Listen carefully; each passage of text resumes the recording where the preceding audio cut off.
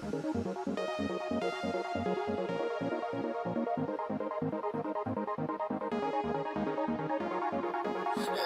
in time and loving in the dark. Who needs light when we're among the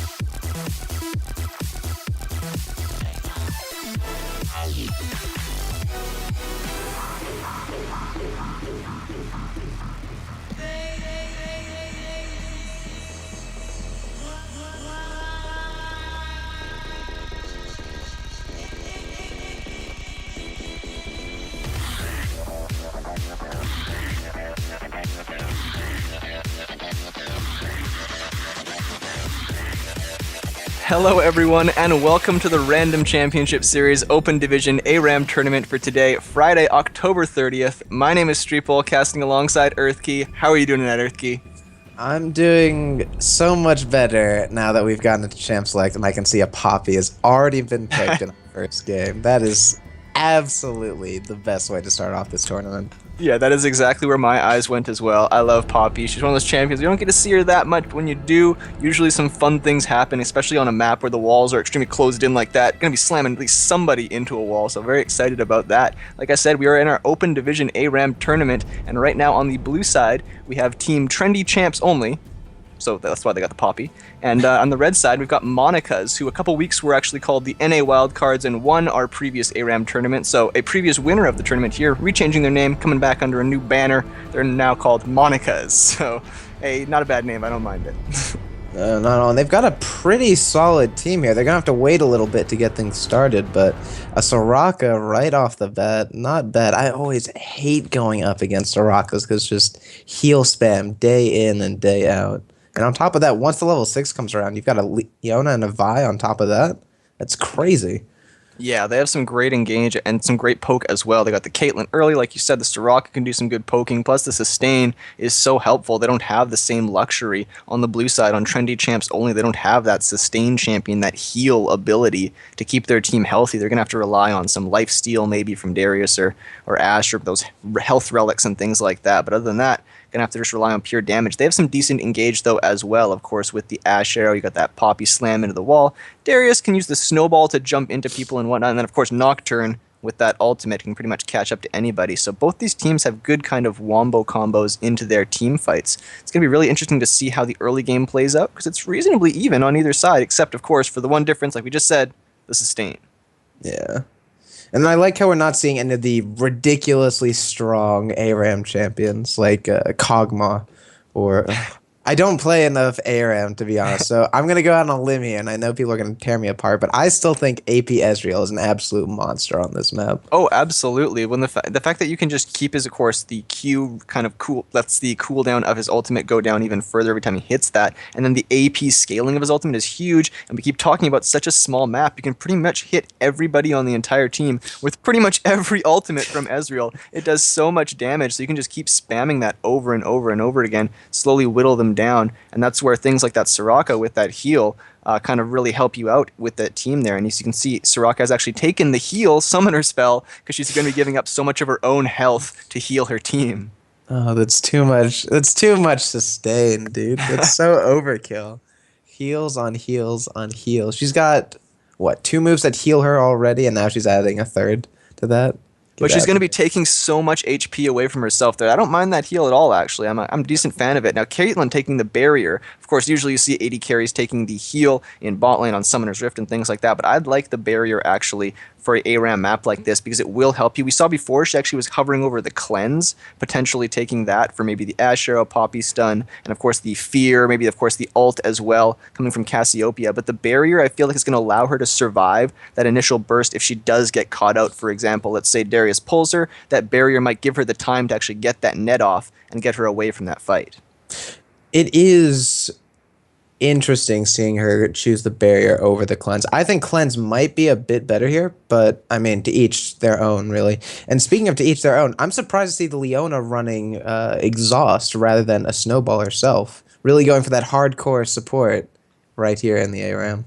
Yeah, I guess she's just going to rely on her ultimate and, of course, her E in order to get that gap close engaged. But as we jump into the loading screen right now, I want to remind you all that we are the Random Championship Series. Our website is randomcs.com. Our Facebook page is facebook.com/esportsrcs, so we'd love if you give us a like on there. And also a follow on our Twitter page, which is @esportsrcs. And also a follow on our Twitch page, which, of course, if you're watching right now, go down to the bottom left-hand corner of the screen right there. Click that big purple follow button. We'd really appreciate it. And if you'd like to contribute, please go to randomcs.com. Scroll down to the bottom of the page and click on crowdfunding. You'll be taken to our Patreon page where you can find out more about our awesome cross-promotional sponsorship opportunities. So you guys give us something, we give you something.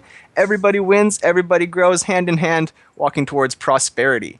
So as we to end on that note, jumping back into the game right now, we have the blue side, trendy champs only against the red side, Monica's, formerly NA Wildcards, former winners of our ARAM tournament a couple weeks ago. So really excited about this game. Should be a great match. Reasonably even team comps on either side. Can't wait to see what happens. I've never been a big fan of ARAMs when it comes down to its street. I do not like the fact that it can be completely swung by just, you know, having the right set of champions against the wrong set of champions. But one thing that actually popped up last week after we had just finished casting last week's tournament was that you were talking about ARAMs actually having a good bit of strat. Do you mind going over that? Because I am completely lost on ARAM strats. No, absolutely. Well, first off, I just want to mention real quick the snowballs. That was a real big breakthrough for ARAMs. It really gave the champions that didn't have that kind of gap close, that didn't have that ability to kind of make things happen in that 5v5 siege scenario, it opens up a lot more opportunities really for everybody. As you can see, so many snowballs taken for on the blue side right now. So really in ARAM, what you want to be doing is spending a lot of time thinking about itemization and how you can use your team comp effectively. Because really at the end of the day, ARAM is a lot about just using your team comp properly. And actually, my directed camera was not on. I was hooked on Vi for some reason. I was like, why is it stuck on Vi? But anyways, as you can see, we've got 2 tiers. Actually, a tier for Nocturne, which is very surprising. Yeah. I'm not the biggest fan of that. I feel like he's taking the kind of tiers are good in ARAM thing a little bit too much to heart. I really would like to see something different there, but I feel like itemization plays a big part, as well as how you decide to use your team comp properly, because every team comp can win a game. There's pros and cons to every single kind of combination of champions in the game. Some obviously have more pros and some have more cons and things like that. Some get countered by one or the other. But really, if you just play to your team comp strengths and you play to your win conditions and avoid the enemy teams, itemize smart, make sure you're covering all your bases. You've got a tank, you got poke, you got engage, whatever it is you need there. That's what you need. Here we go. Oh, speaking of engage, Darius taking so much damage and just dead right off the back. First blood going over to Vi. But is it over yet? RS made me low, getting pretty low. That Ignite is burning, but now Footsman is turned upon. Not going to get followed up with that snowball mark, though. Yeah, and that's a big thing, is that Nocturne actually took Ignite and Snowball. I really would have liked to see Nocturne take Flash, even though, of course, he does have the gap close of the Snowball plus his ultimate. Having that ability to escape once you do engage is really good, and Ignite's not exactly the best spell in the world on ARAM map. Now, of course, it is good for countering Soraka, but really, the cooldown is way too long, and the amount of time you're actually negating the healing is way too short to make that spell really worthwhile. Would have liked to seen the Flash on Nocturne, could have kept him a little bit safer. And again, kind of questioning the tier right now, but to jump onto the Catalyst, the Protector there for Soraka, I really like that build. All of these investment items are very strong on ARAM because you know that they're going to be stacking up very quickly. You're constantly casting spells, you've got more mana regen on this map, and everybody's just constantly pegging minions, poking back and forth. Team fights are constant. It's really how you play these team fights, where you engage, how you get the engages off, and how you play around your team. And here we go yet again. Oh, no, but it's just a slight... Oh, no, it's a full-on engage. Never mind. Everyone's getting fairly low on the side of Rats. The lock-up from the Soraka silence is there, and a fair amount of damage. Look at the health difference from both sides. You've got Monica's on red, who are just so much farther ahead in terms of their health, when you look down at trendy champs only, because Footsman is half an inch from death, and he just might be dead here. I'm so damn new. Picking up on his first kill. Never mind. And that's the situation right there. As Nocturne, you've got to use the Snowball to check that bush. Instead of face checking it right there, use the Snowball from distance to see if it is safe to go in there, and if it's not, then just back right off. Don't follow up on the Snowball. Use it almost as a scrying orb, almost, by throwing it in the bush. Use it as a skill shot to check it, to make sure you're not in those scenarios, because if you do get CC'd, you can get jumped on so fast. There's a lot of trained burst damage with 5 people all clustered together. Okay, see, I'm very confused, because I thought Nocturne was going to take the tier, turn it into a Manamune, and then pick up a Frozen Heart with those 2 cloth armors he initially bought. Now he's turned one to a chainmail. What is he going here? I am very confused. I want to find out where this is. Yeah, we're going to have to wait a very long time before we see... I was going to say that's kind of my strategy with this, is just kind of just wait and see what he does, because I really don't know if there's too much rhyme or reason behind it. But another engage by Leona. And Callieho's going a little bit too deep there. That Poppy passive not going to save him this time around. But now Huntsman trying to get that fear off, and it works. He takes a lot of damage in the process. Ooh, not an even trade here for trendy champions. It just seems like every engage they go for this early is not going in their favor yet again. Another kill for the Garen. These Leona Zenith Blades have been so on point so far. Yeah, absolutely. Leona really kind of leading the charge for her team, and that's why they're playing so well right now. Monica's on the red side are doing a really good job of waiting and playing off of their engage. After Leona lands the engage, that's when everybody goes in. Before that, everyone kind of chills in the back. They do their poke. They do what they can. Nocturne go for the health relic. No, too greedy. I'm so damn new now. 4-0-1, and he's still alive too. This is incredible. Yeah, this is kind of rough. A 4-0-1 Garen is not what you want. And he started with a double ruby crystal and a long sword, so he's going to be building some nice things out of that there with 4 kills already. Doesn't need the CS. Caitlyn racking up a lot of CS though in the meantime.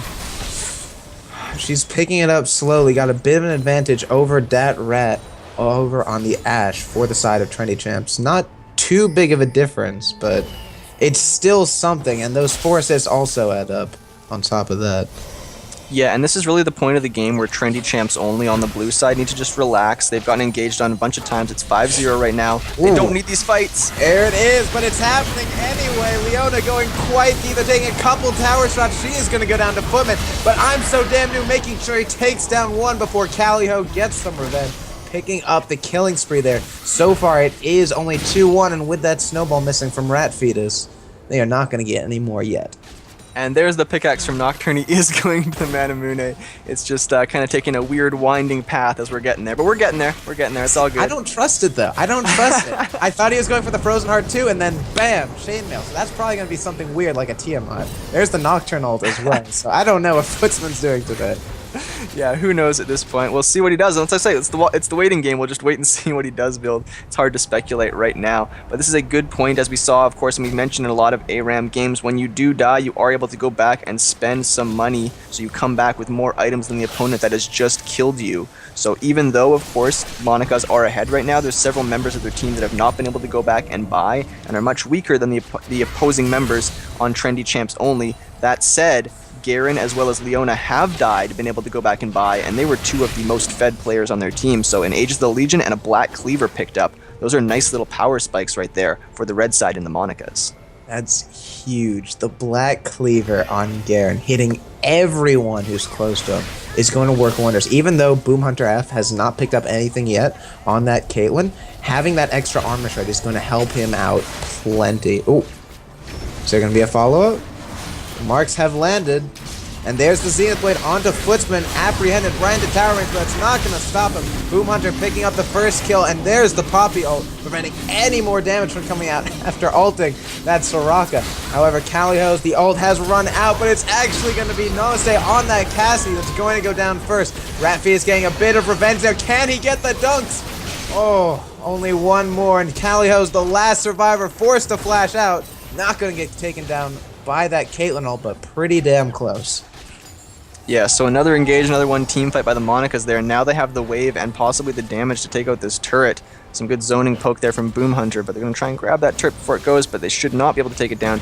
Too chunky right now. But it was a really good ult there by Poppy, like you were mentioning. The problem is that Poppy has built pure tank so far, so when she does go in, and here's Boom Hunter just going to kill himself there to get some buying time, because he's got a ton of gold to spend right now. And a Triforce completed for Vi, so wow, we have big power spikes coming out.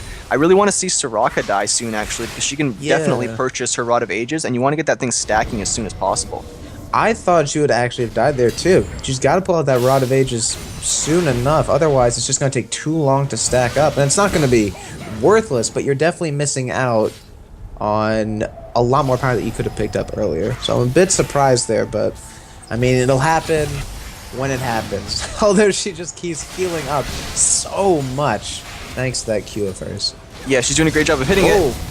Zenith Blade once again. There's the Solar Flare, a 4-man ultimate, and it looks like trendy champs are just getting melted here. 2 down so far, and while Footsman is going for the kill onto Boom Hunter, he is not able to get, and instead falls himself. All that's left are Ratfeast and Dat Rat, and they're not doing so hot right now. Yeah, the Rat Boys, they're trying to defend the turret for right now, but that was all RS made me lol. That engage by Leona was insane, like you said, 4, pretty much almost 5-man ultimate by Leona. They're going to try and get the kill. There it is. Oh, good movement, staying within the circle. That's going to prevent any kind of heals from coming out from Darius, and at the same time, Ashe, with no real escape without her team, is just going to be an easy pickup for Boom Hunter, who just picks up a double kill. 5-1 and 9 at this point.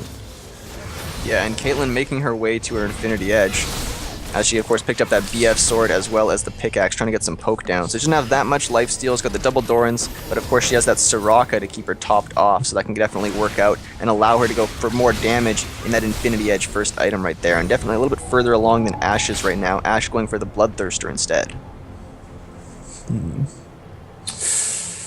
Who do you think is actually having a bit more of an impact? I mean, it looks like it's Boom Hunter, but the thing is, I feel with the slows that Dat Rat brings to the front, and top of that stun, I feel like she does have the potential to really turn things around for her team, but there it is, once again, another Zenith Blade. RS maybe low is just so hammed today, and these Solar Flares coming out, helping to pick up another kill for I'm So Damn New, 2 kills, but there's the Vial right through the Cassie.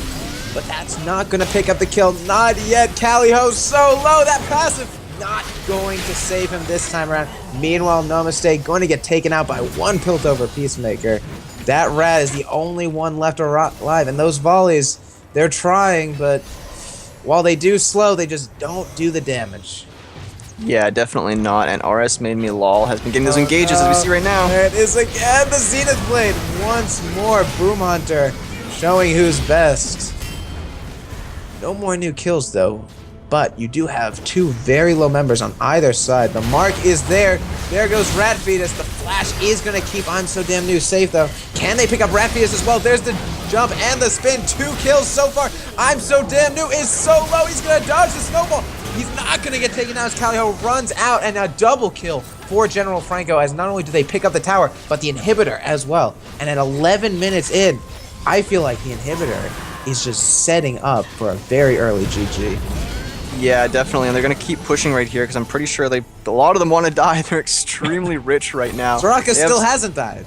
Yeah, exactly. Their KDAs right now are absurd, so there's the arrow. Oh, could this be a setup? Here comes Ratfi is going in. This could be the start of Dunk City. Finally, Lone Corp on the Taraka going down. There's one dunk.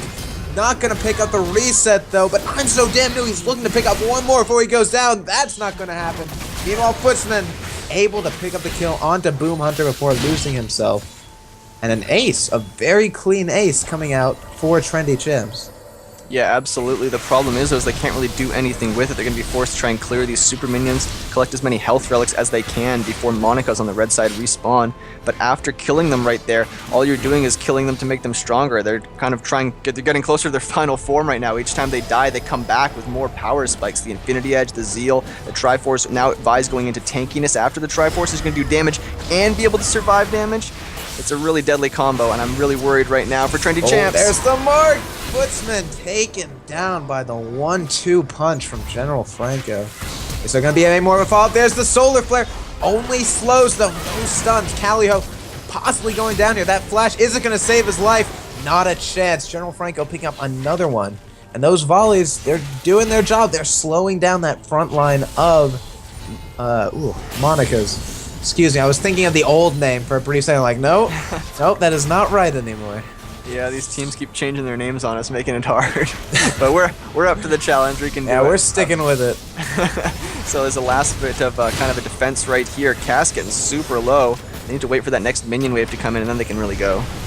Rat Fetus taking hit after hit. The Zenith Blade into the Piltover Peacemaker is enough. Meanwhile, General Franco is cleaning up, but no mistake with a flash ultimate. Can he take out Boom Hunter? No! What a crit to the face. Almost instantaneously, and Foot Hunter goes down at the same time. Meanwhile, Caliho looking to pick up that kill onto Boom Hunter. Can he do it with Soraka at his back? Where's the stun? There it is! But no Q to follow it up! She's gonna get stunned, and she's going to get taken down. General Franco picking up the ace here, and with only Ratfius up on that Darius, can he save the day? Can he save these towers? Not that one. Maybe the next one. He's gonna have Cass and Nocturne up here in just a second. They've got 3 people, 4. Poppy's on the way. They can make one last defense. There it is. There's the apprehend. The tower goes down, and Lone Corp is still hitting on the Nexus while this fight breaks out. The Solar Flare is going to lock up most members of Trendy Champs, but is not going to pick up any kills. Instead, it is going to be RS Made Me Lol who's going to go down. Lone Corp, who is also going to go down. Footsman looking to get some blood here, but he is going to get taken down by that decisive strike. Now Ratfeet is trying to lead the charge, but so much damage coming out from Boom Hunter as he fights this Caliho with 2 other members of his team, but Caliho is not going to last too long. I thought Poppy's pass was supposed to be broken. The unfortunate thing for Caliho the entire time is I feel like because he started to build tank early instead of going for a little bit of damage early and then going into tank, every time he's actually had an opportunity to kill someone, he just can't actually pull off enough damage. He can survive long enough to be in a position to get the kill, but he just can't actually pull the trigger. Unfortunately, just not strong enough. But there goes Darius. Ratfetus, is he going for it? The heal from Soraka, though. Denying any kind of ult that could have come out. Now, I'm So Damn New. He is getting shredded here. He tries to take out the Cassie, but it is to no avail. Meanwhile, Footsman on Boom Hunter doing his best to get out there, but the Randuins plus the stun. Footsman is going to get taken down here. And General Franco, he knows he's dead, but he's doing some damage to that Nexus anyway. Meanwhile, that was a bit of a doozy. Can we have a redo on that Solar Flare? That was a bit off.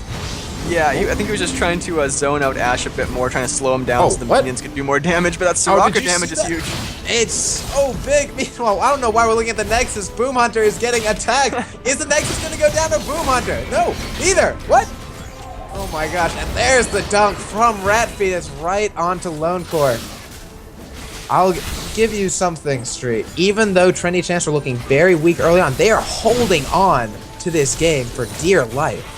Absolutely, they're making that last stand, and they're doing a good job of it right now. It's going to be a little difficult for the Monicas to actually push in and end this game. Now, that said, they don't have any turrets left to defend with, so the next team fight could be devastating, and here's the bush. The setup, but Good hawk shot. hawk shot. Yeah, well played by Ash. That's Oh, quick. no, the mark! Is he going Double in? There's snowball. The second one. Here comes. I'm so damn new. They're going for it, but they're not able to keep on that rat. However, the spin onto 3 people is huge, but so is that Cassiopeia. Oh, Pussman in the thick of things, but he is going to be the first to go down. I'm so damn new, doing his best, but the solar flare going to miss that rat. So low, so dead.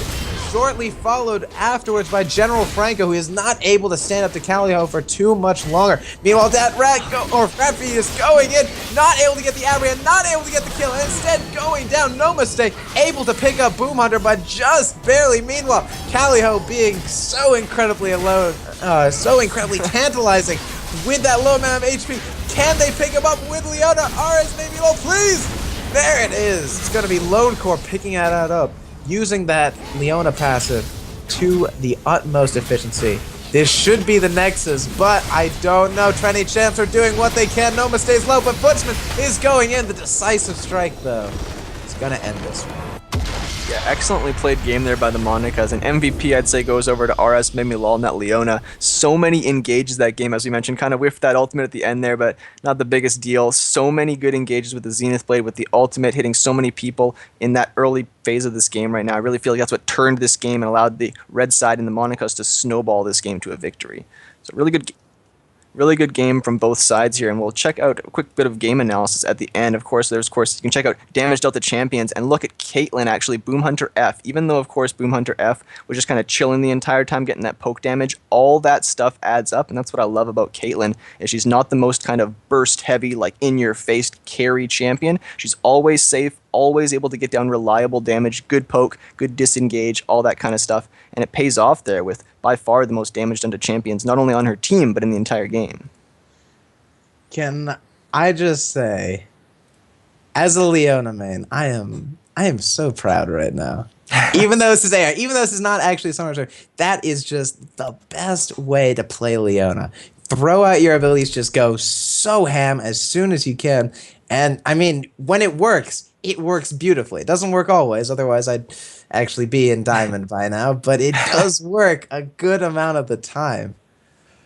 Yeah, and that's kind of what you were saying before about how you were saying that rat on Ashe actually has a lot of potential to kind of make the plays and actually be really useful, more so useful than Caitlyn. The problem is every time Ashe had an ability to or had an opportunity to use her arrow, Leona would engage on her team before she actually had the chance to get her own engage off, and then she was using it defensively and trying to just run away and kite with her volley at that point, not really able to land auto attacks safely. So it was really kind of rough because each time they had an opportunity to get the fight, Leona had already pulled the trigger before they could actually do it. So really good play from the side of Monica's right there. And of course, the ability for the team to back them up on top of that. It's not just enough for Leona to know when to go in and be able to go in and lock them all down, but the team has to follow up on top of that. So really well played team coordination there by the Monicas. And they will be moving on into our next round here. I believe our next round is going to be the quarterfinals round. So thank you guys so much for watching. We are the Random Championship Series. Our website is randomcs.com. We host these ARAM tournaments every Friday, and we also do some Summoner's Rift on Saturday and things like that.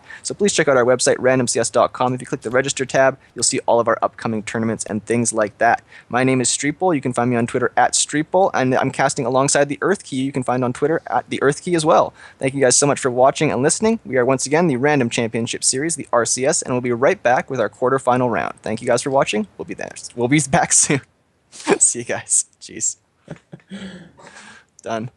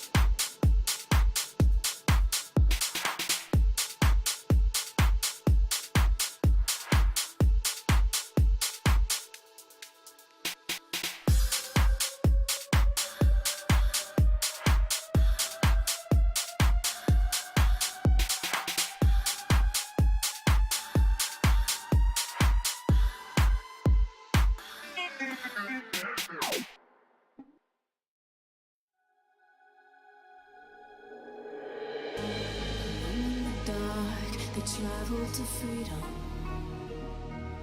broken and worn, but they will keep on in the moonlight, the moonlight.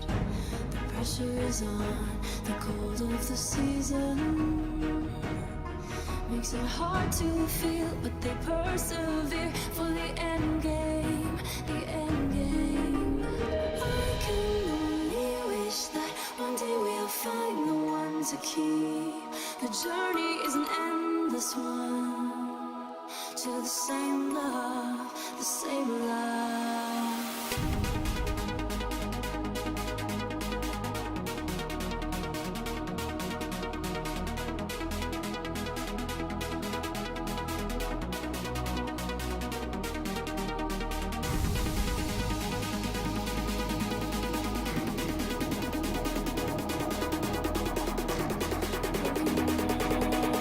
They once kept on in the moonlight, the moonlight.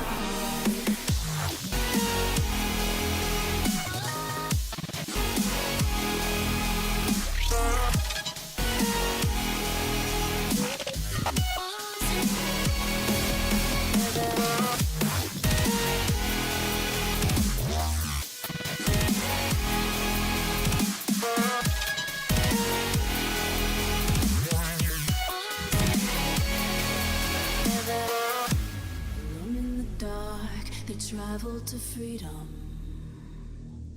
Broken and worn, but they once kept on in the moonlight, the moonlight. Hello everyone and welcome back to the Random Championship Series Open Division ARAM tournament for today, Friday, October the 30th. My name is Streetball, casting alongside Earthkey, and we are in our quarterfinal round right now between the blue side, Kamehameha Hiss, and the red side, Randy's Favorites. So Randy's Favorites a little bit easier to say than the DBZ reference there on the blue side. And I'm not sure what the hiss is about. Is it even a DBZ reference with that hiss? I don't know. I feel like we're missing something here. It's some sort of reptile anime crossover where they like snakes and they like guys I fighting don't each know, other dude. with power stuff. I don't know. It could be related to the ancient Hawaiian king.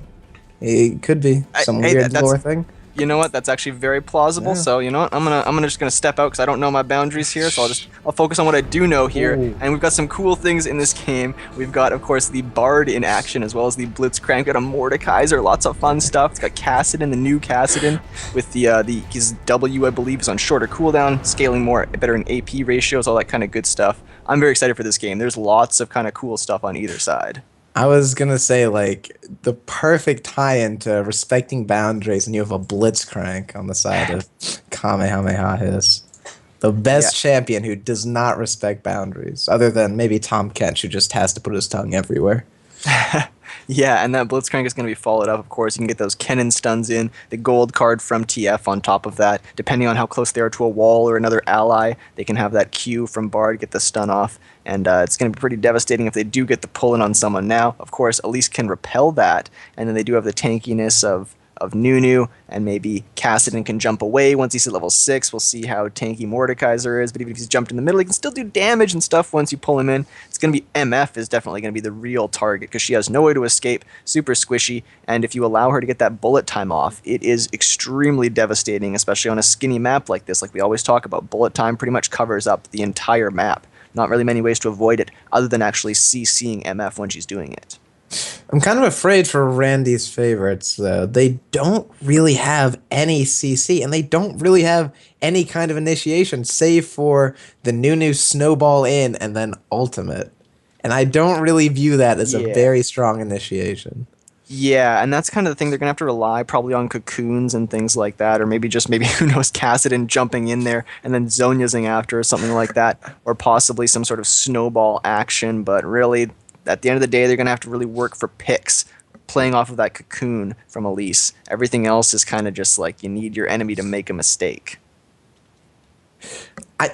There's one other thing I just noticed, and I shouldn't have just noticed this, but there is so much fire on the side of Kamehameha Hiss. It's like they're trying to keep warm in the Howling Abyss. They've got 4 ignites. Sarah doesn't even have a flash. She's like, nope, ignite, heal. Only way to play it this game. This is crazy. I've never seen this many ignites here. Yeah, and that's kind of funny because what we were saying before, as I was mentioning the previous match, how I'm not really the biggest fan of Ignite on ARAM. I feel like it's way more useful on Summoner's Rift when actually killing somebody. You can grab objectives and things like that. And this, you're kind of using like, yeah, I popped the Ignite on them, I got the kill, and then they're immediately back and they have better items than you. And it's like, well, why did I even need to get that kill in the first place? Really, what were we doing here? So I'd really rather have some defensive summoner spells coming out from these guys. But hey, you know what? When you've got 4 ignites, you can probably blow some up pretty darn quick. And if they all pop it on Nunu there and train it on top of him, there's going to be no way he can consume his health back up and sustain through that. If only ignites stacked on one another too. Like the fire just got stronger and stronger, so you have maybe a 2k damage ignite if your entire team all ignites the same person. But I don't know. They're gonna be very careful about not stacking those bad boys up, because that's the biggest problem I feel that Kamehameha Hiss are going to run into. They're going to put, maybe 2 or 3 even ignites on the same person, and at that point it's really worthless. You're going to get maybe an extra tick or 2 of damage, but And that really doesn't amount to much. And that's exactly what we're talking about, is the fact that you've got kind of all of your eggs in that one ignite basket, and it's pretty much a basket that can only fit 1 egg at a time. So not only do you have all of your eggs in one basket, but you're kind of just swapping out eggs one after another, and it's like, what's the point of this? What are we doing here? Why did we have this tiny basket with all these darn eggs?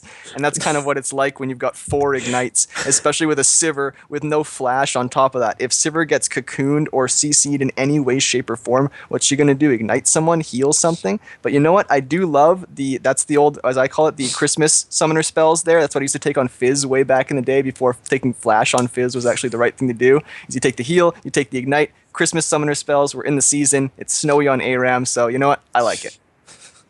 Can I just say I am so glad I don't have to sit through any more Fizz games in any kind of queue. I don't see him anymore, and it is the absolute best. I hate that guy. I was gonna say, you gotta play with me more. I bust him out in mid all the time. No. Favorite champion in the entire game. I love Fizz. He is my favorite champion. I am such a big fan of Fizz. He's good in every single mode. Unfortunately, we don't get to see him right here, but I do love to see him played. He is such a great champion. So annoying with that broken E. I consider that the most broken spell in the entire game, the ability to press E and pretty much be untargetable. Pretty ridiculous. But in this game, we've got a lot of targetable champions, as we're saying, especially with a Sivir with no flash. Very easy to target that Sivir. She's pretty much relying 100% on positioning and potentially her spell shield, maybe to absorb that cocoon or maybe a snowball, whatever it is that might keep her alive. But having no escape is going to be really difficult. She does have the ult, but no kind of ability to just change position quickly is going to be tough for her. At least she's got that spell shield. That's the only, well, not the only thing keeping her safe, but it's one of the things keeping her safe. It's going to be a big priority, because if she does get hit by anything, she could die extremely easily. Now, that said, maybe if Monkey Tail plays some sort of almost defensive Blitzcrank and pulls people off after people try and engage, then that could work as well if they're using Sivir as bait. But I'm expecting Blitzcrank to be on the front line, looking to grab things and kind of create situations for himself, play offensive rather than defensive. Well, the nice thing about having 2 supports here on the side of Kamehameha Hiss is that you've got Blitzcrank for the offensive end, and you've got Bard to kind of work on things on the defensive side. So Bard can stay on Sivir while Blitzcrank pulls them in for her to kill. As long as they've got, they've got their set roles, they've got their jobs, they know what they need to do. You just need to pull the Mordekaiser into their team and let them just beat the crap out of them. And that's how you play Blitzcrank, right? You kill your team over and over again? That's how I play Blitzcrank. Yeah, as I pull them in, I got him, guys, and then everybody dies, and I go, what team? What the heck? Why didn't you? And that's why I don't play Blitzcrank. But yeah, the Bard here is definitely going to be really helpful, because as we always mention in ARAM, sustain is really important, and having the ability to pop down those little kind of healing little circles, whatever the heck they're called. I always forget. Let me just check, actually, Bard right here. But there they're called Caretaker's Shrines. Never would have guessed. But hey, yeah, he pops down the Caretaker's Shrines, wait for them to pop up to full kind of usefulness, then everybody can go back and get their HP up. Ooh, stunned Cassidy, and that was a prime opportunity to get a pull. Unfortunately, Monkey Tail was not in position for it. Yeah, pulls a minion back instead, though. That's more CS for his team, more money in the pocket. Still worth. Definitely securing that minion for sure. And Blitzcrank actually started with the Relic Shield. I believe actually upgraded that, of course, into the Targon's Brace. But interesting start there for Blitz. I probably would have rather seen him actually pick up maybe a Tear or a Catalyst, one of those stacking items, so he can spam his pull all day long. It's not the worst thing in the world to pick up that Targon's, because it is going to provide sustain for his team, as well as some gold income from on top of that. And also good wave clear as well, because of course the execute from the melee. I mean, he's also got 5 mana pots, so he's fine in terms of mana. Ooh, I didn't see the 5 there, yeah. wow. Like I thought that was like 2 or pots. so, maybe 1. No, he's got all 5. He's ready to go. He's got enough gas in that tank. Yeah, and the only thing I have problem with that is that the fact that Blitzcrank's passive, I have a problem with Sivir being on the front line there. Taking a fair bit of damage, but the thing is, like, we talked about this already. There isn't really much initiation potential on this side. Ooh, close. Sealman just getting out with that hand, almost grabbing his ass there, but not quite. Misfortune's very partial about people not touching her, so... Exactly. In the first game we watched, like we saw before, every time Leona landed the engage, her team was able to follow up on it. So it's not exactly the same here because they're landing the cocoon from Elise, but her team can't really follow up on top of that safely without risk of getting pulled or stunned in some way, shape, or form, and actually turning it into basically a bait for their team.